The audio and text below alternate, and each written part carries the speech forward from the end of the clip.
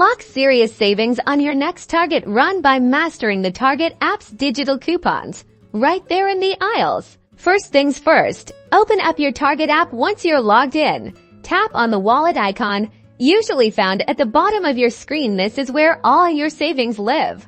Now, you'll see a list of available Target Circle offers and any manufacturer coupons you've clipped. Browse through these and tap on any coupon you want to use for items you're buying today. A checkmark will appear next to it, showing it's clipped and ready.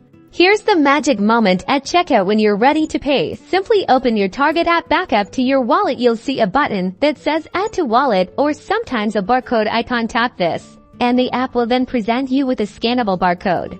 Hand your phone to the cashier and have them scan that barcode at the register. The app automatically applies all your clipped coupons to your purchase. It's that simple. Watch as the savings magically appear on your receipt, confirming that your digital coupons have been redeemed. You've just streamlined your shopping and maximized your savings with just a few taps. Happy couponing!